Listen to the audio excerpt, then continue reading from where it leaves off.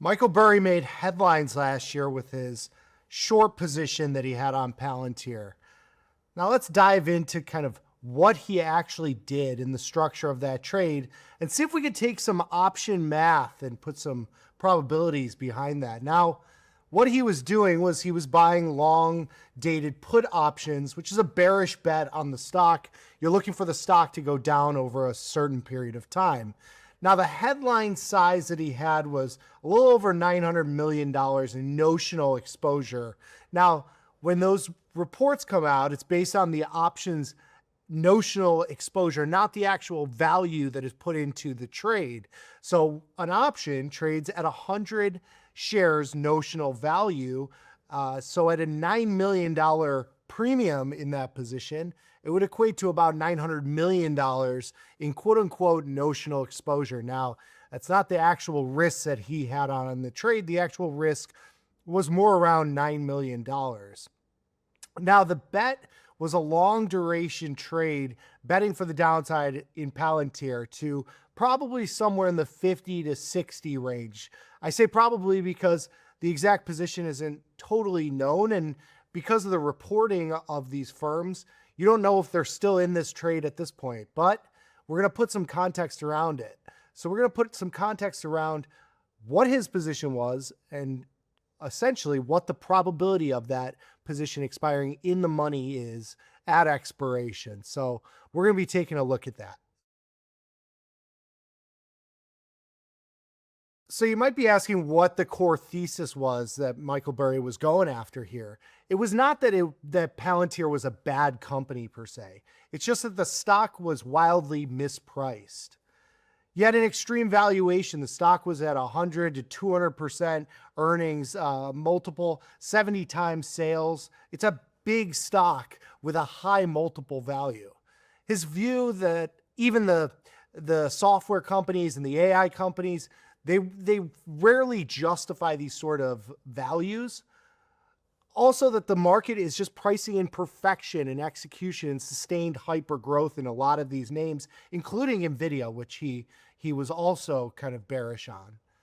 He thought the fair value was much lower, so he was thinking more around $46 a share. It's currently trading at $150 and change and was as high as $200. So certainly if your estimate is that it's worth $46, it's certainly a short at $150. And so his model had a wide range of prices from 21 to 146, but the thesis was that it was more towards the bear case than the bull case. Even his own upside scenarios barely justified the price.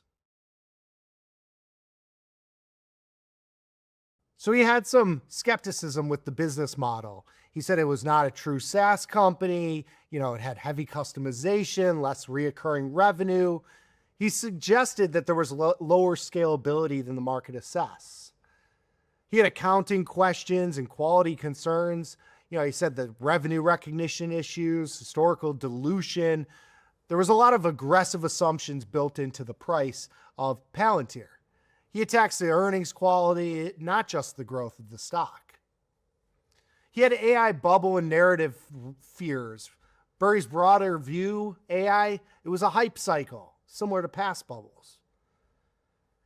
He also had shorts in NVIDIA and other AI-linked names. So Palantir is part of this macro thematic short, an AI enthusiasm that's just inflated with higher than should be valuations.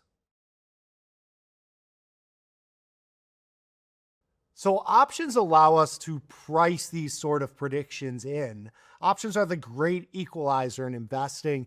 They allow for you to measure probabilities and speculation, volatility of a stock, how much upside or downside the market projects over a given period of time. And we could do that with the option prices today. So if we look at Palantir with Michael Burry's assessment that it's a $50 stock or maybe a $60 stock, we'll say, we can put some probabilities and some context, some math behind those two assumptions.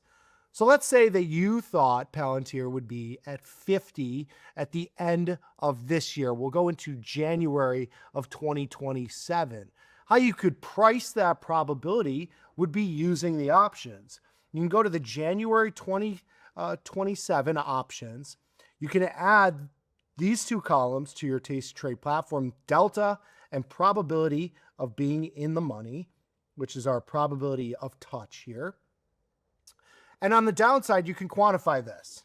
So if you thought that it was going to be at 50, or you wanted to know what the probability that the market sees the price of Palantir being 50 in the next year is, you can look at the 50 strike puts. The 50 strike puts currently trade at about $1.34, which I think is roughly what Michael Burry was buying them for. You can look at these puts and put context to the probabilities. The delta of that option is roughly the probability that that option will be in the money at expiration. What that means is, over the next 304 days, the probability of Palantir being 50 or below is about 2%. Super, super low probability. But there's a lot of time in that option, and there's a lot of things that can happen. So when you look at the probability of touch, the probability of touch is usually a multiple depending on the time value of the option relative to the delta. Usually on a 30 to 40 day time frame, it's going to be 2 times the delta as a probability of being touched at that strike, being right at that strike at some point in the next 300 days.